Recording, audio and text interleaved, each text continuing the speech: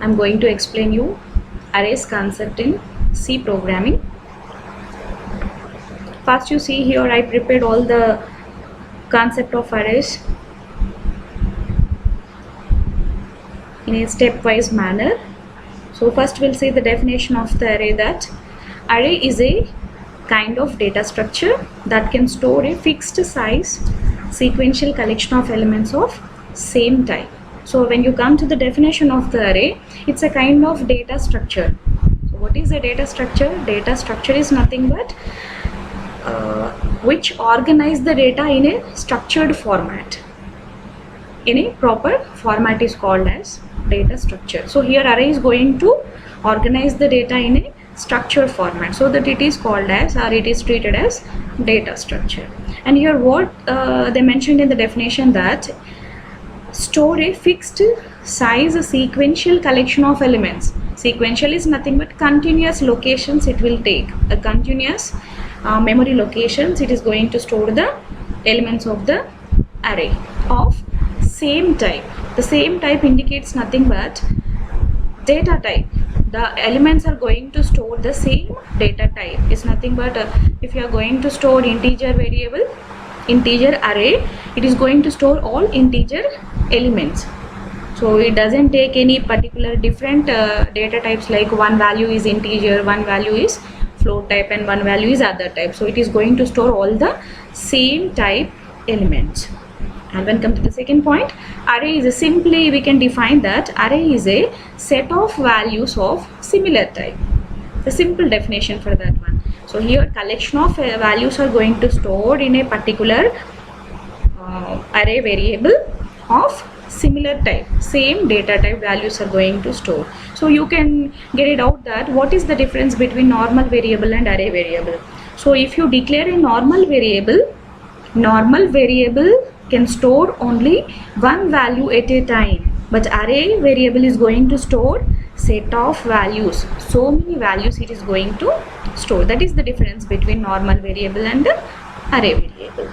Number 3, array elements share common name, and array elements are stored in continuous memory locations. Here collection of elements it is going to store so many elements, but the name will be same. That name will be same is called as common name, and stored in continuous memory locations. Continuous is nothing but in a serial locations the elements are going to store.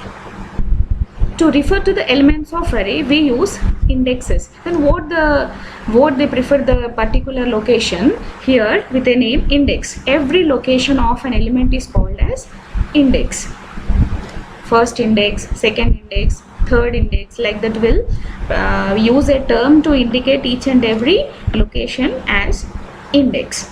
And here the array index starts with 0 and ends with array size -1. So if you are declaring array of 5, suppose you think that A is the name of an array and you are going to store 5 elements in that array. So how do you write that one? A of 5. So in that situation, first location is treated as 0, and second 1, third 2, like that. Last index will be 1 less than size. For suppose array size is 5, the last location will be 4. Array size is 10, the last location will be 9. In this way the array is going to store multiple values of similar type. And second concept of arrays is, then how many types of arrays are there in C programming? So generally arrays are of two types. One is one-dimensional array, multi-dimensional array. So dimensional, so when it is having only one dimension is nothing but either the row format or nothing but horizontal or vertical dimension we can use in one dimensional. Multi-dimensional is nothing but row wise and also column wise also will be there. So like that arrays are of two types, one dimensional and multi-dimensional. Again multi-dimensional is having two categories, two-dimensional or double-dimensional, three-dimensional. So like that mainly arrays are of two types.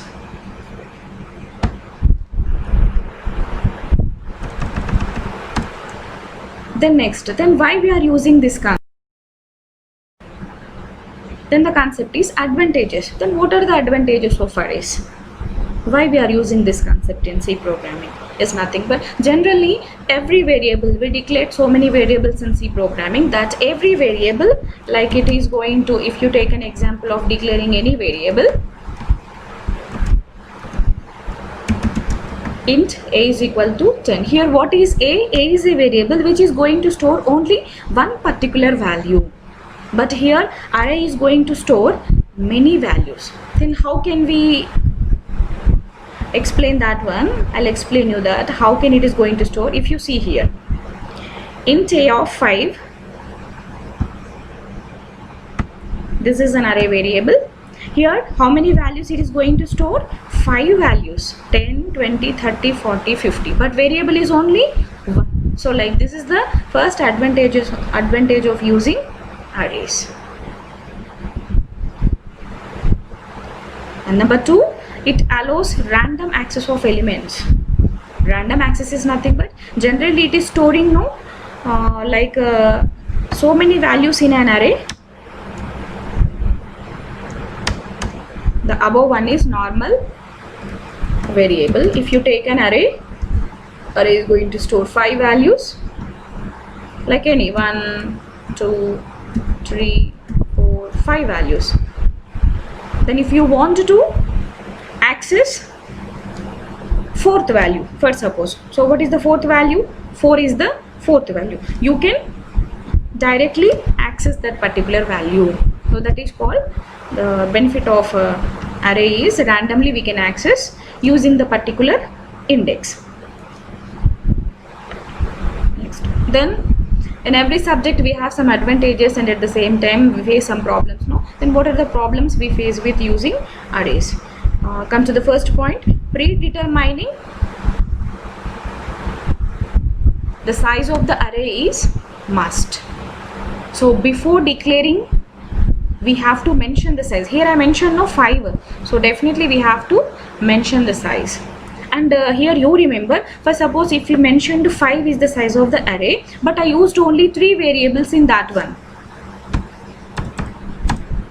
Okay, only 3 variables, 3 elements I used, only one variable. A is a variable here of size 5. So 5 locations are ready in the memory, but I used only 3 variables. Then how much memory wastage will be?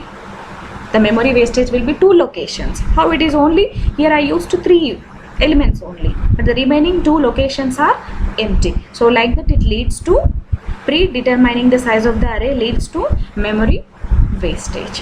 That is the second point. And to delete one element in the array, you need to traverse throughout the element, throughout the array variable. For suppose if you want to delete any particular variable, 3 you want to delete, you cannot delete directly. So first you have to go to traverse first location, second location, then only you can move to third one. Okay, so like that to delete one element it is taking so much time because it is traversing is nothing but going through. So checking each and every before indexes, before index or before subscript. Index is also called as a subscript. So like that some advantages are there, some disadvantages are there using